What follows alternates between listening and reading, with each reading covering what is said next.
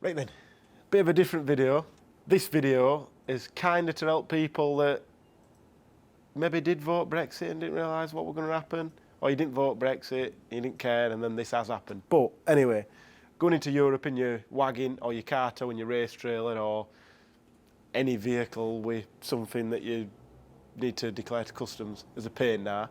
You have to do carnets, which is something that we did years ago, and they've sort of brought it all back and created loads of waste in the meantime. So anyway, we did a bit of filming when we did one of our vlogs going into Belgium to go racing at Spa, which was a good event for us, but leading up to it, during it and after it, the custom stuff really took a shine off it. So this might help people for next time, might help us for next time, then we'll remember what we need to do. But anyway, so we've got an articulated vehicle, we've got race cars that want to take into Europe, you've got to do some stuff. So to start with, we always have all the stuff to do with our operator's licence in the truck, all the stuff to do with his insurance, and then all the checks and all his phone numbers that we need to ring, just in case anybody else is driving a truck or gets pulled over, and that is that. Obviously, if you've got tacos, you've got to keep all that stuff in check, but if you're into running trucks anyway, it's just the same as your day-to-day stuff, but that's when you're in the UK. Then if you go into Europe, you're expected to carry your logbook, a letter saying who's authorised to drive vehicle, which was just me and Scott for that trip, and then we've got the MOT certificate for the truck and one for the trailer, which is there somewhere. Then we had to do this UK trailer registration thing, so we've got an extra number plate on the trailer for some reason, and that's so when you're in Europe. But yeah, we've got that, so that's on there as well. Then you'd have to do your usual stuff where you put your lights, stickers on to change your beams, your angles, morts, stickers. You've got to have an high-vis jacket for everybody's spare bulbs, breathalyzer kit, all that absolute crap. Same as if you're just going into France anyway, as well as having all this stuff. So that stuff, basically, that stays in the wagon all the time. That stuff's when you're going into Europe, so that's that.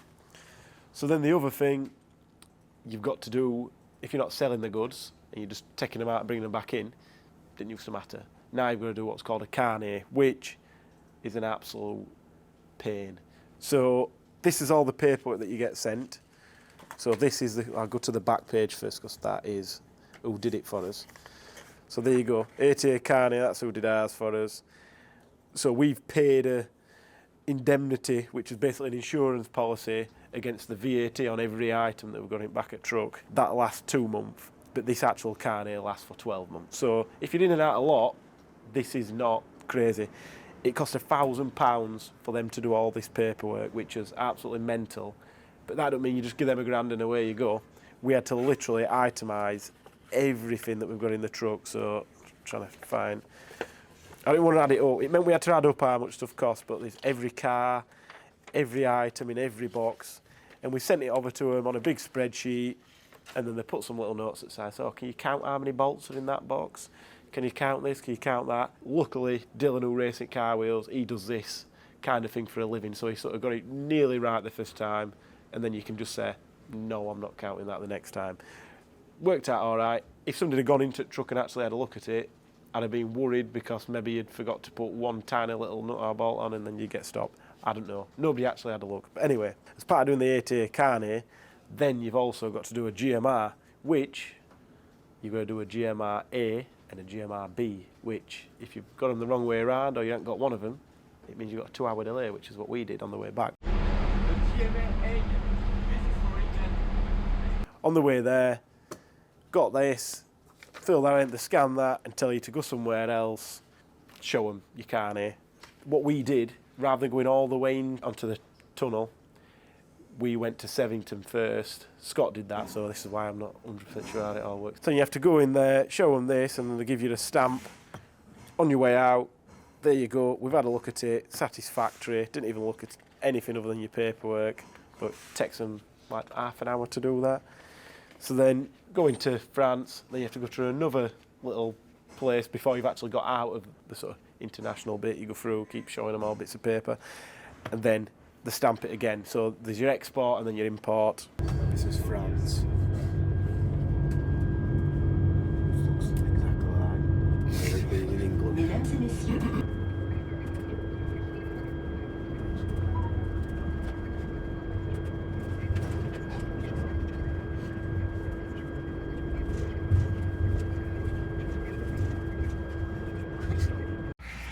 just in France now.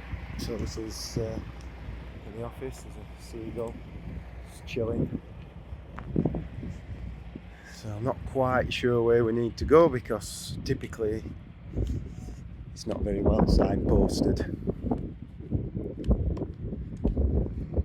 But Dylan said he reckoned it would to the left, these porter cabin type things. So we'll go here. Hopefully get all the documents stamped very quickly. Maybe on his way to Spa, because it's looking at about 3.5 hours for that. Yeah, fingers crossed. He'll be on his way. So in French customs, they give you a little ticket, and you've got a desk that you wait at. When it's done, we'll be out. Right, so we're done. Very quick, all stamped, ready to go. So the lads have got delayed in the van and car coming over, so they've not even boarded yet, so they're probably about 45 minutes to an hour behind. But we're just going to make a break for it. We were going to just convoy down, but I think if we're ahead of schedule, then we may as well make a break for it.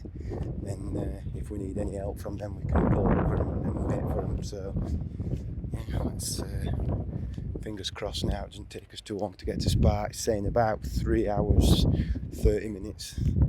Seagulls there again. 3 hours 30 minutes. So fingers crossed we don't have too much more time. We're all good. Then the other thing here, this blue one, we've not actually filled any of them in because these are if you leave the EU but not coming back to your sort of resident country. So this is transport as such, transit as they call it. This bit of paperwork here, you've got to fill these in, which this says number 2 on it now because they did rip the other one and take it away. So you fill in means of transport, articulated vehicle, whatever, HGV, whatever you want to write, package of details, loose, whatever. Just fill all these in, but they want you to sign that while you're there. So you can fill all that stuff in before, and then they want you to sign it while you're there. And then I think the same with that one as well. That's on the export, that's on the import, the transit again. And then that's just another list of all the stuff. So if anybody wants sort of a rough template for the spreadsheet, there'll be a link to like an example one of them, but you have to go into quite a bit of detail, label every box up.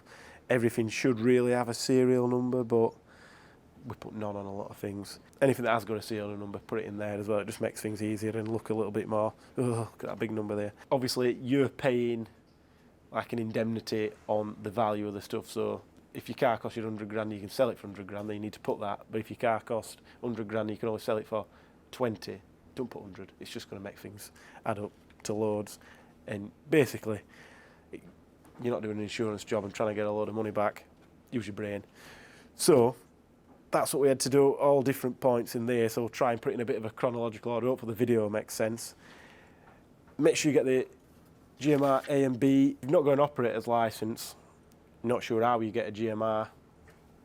I'm assuming you can. I'm going to do a separate video on this with why we've got an articulated vehicle and why we've got an operator's licence and why we use tachos and all that stuff. Because there are reasons and ways why you wouldn't do that, and that'd be it's your own goods and you're only moving them, no hiring reward and all that stuff. But then that opens you up to how to get one of them and sort of other stuff as well. And if you get pulled over Vivos and they're not happy, and you ain't got all that, I think it causes trouble. But anyway, that's by the by. So we had to do all that. We did the racing, do what we need to do. Went through pretty quickly. Scott got through very quick at that end, and we thought, oh, this is quite easy. It's not a big deal, not too much hassle.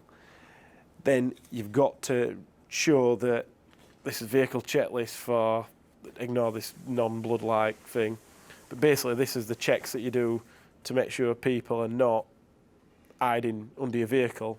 So what we did, went round, checked all this stuff, did a video, and we taped up all the belly lockers and all the living quarters and all the tailgate and all that sort of stuff. Let's do all this stuff. Make sure we've got no stowaways. Locked, locked, locked, locked. All good. We did that at the track because with the time that we had to drive, we could get all the way into Calais without having to stop at all. So that worked out pretty good. If we'd had to stop at the services, that would have been the point at which we did it and the time at which we did it if we'd had to stop. So then on the way back, like I said earlier, we got all the way in there, going pretty quick, to scan the GMR, and then because it had a B there and not an A, we had to mess about trying to get onto our login on the operator's license, but then that wouldn't work. So then we ended up having to go onto another website where you can just apply for one and the charge of 25 quid, even though it's free if you do it through your operator. Got that went to spam, so we sat there like idiots waiting, and then we got it sorted, but we were waiting way too long, and it just added loads of extra hassle. So I'm just letting Office Jockey sort his paperwork out. So we've got a GMR, which we'll talk about it. Hopefully I've already talked about. Got a GMR A, but we need a GMR B, or other way around. So see what happens. Hate this stuff. So this is alright on the way in. If you look here, you can see Eurotunnel to Calais, but we needed one for the way back. So you have to go on here. Customs for all. Fill out their form. And it sends us an email. Fill it out, €25, and says within 30 minutes they'll send us a GMR. How long ago was that? 14 minutes. 16 minutes. We've got one. Second time round. Watch a Danny video while we wait. Please. Yeah, it's a very good idea that, isn't it? Let everybody out all at the same time. It is all different, but it's all right. So you need to follow green guy there. Thing is, you can't get that close to him, can you? Ah! Vehicle number, reg number. Yeah. Are you carrying dangerous goods? No. Passengers included? Two.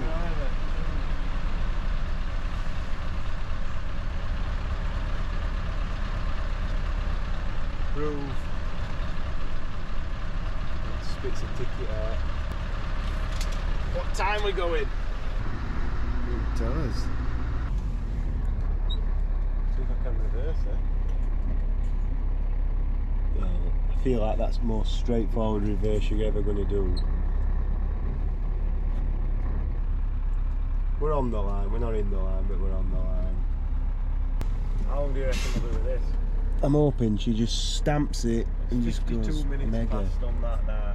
So basically, we're on our way now. So we'll talk about what they've done when we've stopped, but basically put a stamp on it. God knows what all this is about. If it brings any money into the country, I'll be shocked. Yeah, so between last sniffer dog and this sniffer dog. I wonder if sniffer dogs can be prejudiced, that's why they have to have English ones. Watch this concrete post here.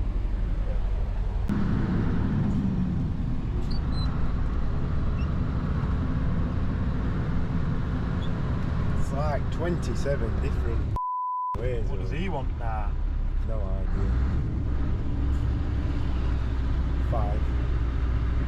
Just tells you what way to go in.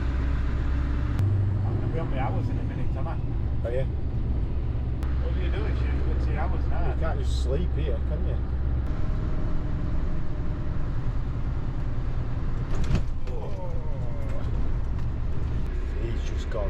He's gone tight and then swung it round that one. What do you mean tight wheel then? Tight up against this, there's like a yellow cone. Yeah. Tight up against that yellow cone. Probably off and past a little bit.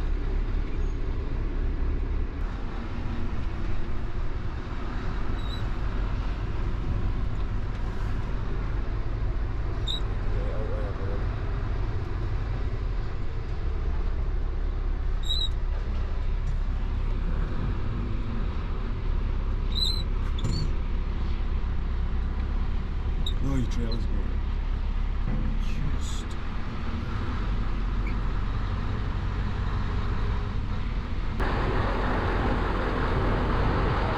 Get on that bus now then. I need to get on this bus, so look at this. So if you follow a van in like we just have, don't park up against it. Oh dear, look at that. That's going to be no good. Ah, tight, yeah, at this side. Tight. Then on the way back, stopped again and went to 79 with Scott at this point, and I saw the sheer amount of waste that's going into this thing. So whatever we're trying to save by being out of Europe, I'm sure nobody realised how much it was going to cost, because they built a massive facility just to take every wagon in, take a load of money and hassle off you, send you on your way. It can't be good for any environment for what they're talking about, and it's all just usual double standard crap. So now we're going to go to Sevington and show a third person on the way back this farm. Going for it. Inland border facility. To people and got G12 around here.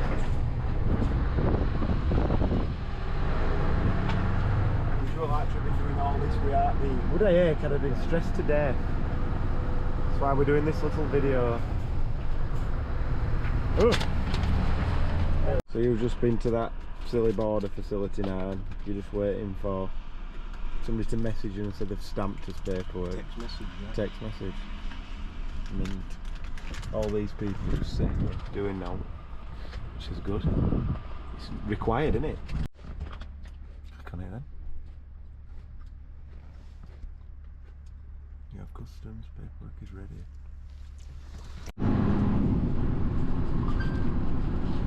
There's some stamps in here anyway, we'll talk about it later. But anyway, did that on his way back home. So it took a lot of planning to make sure, like, even though me and Scott were double manning it, so we didn't really have to stop for any breaks, but it did take a little bit of planning to make sure that we were stopping and swapping over at a time that meant that we weren't both on a break at the same time, stuff like that. So it worked out all right in the end, but we're not seasoned truckers. Some people will be laughing at this video and saying, oh, it's easy or whatever, but learning how, if you know how to do something, it's always easy. If you've never done it before, it's quite difficult. We probably went over the top with some of the stuff that we took weirs and how we did it, but if you read everything and you find all the information of all the various places, this is what we had to do. So we can add some clarifications in if people in comments have got a better idea, or if you want, make your own video, make it better, and we'll put that link in if you say it's better than mine, because I would definitely send it to people when they ask us how to do it. So yeah, it were a pain.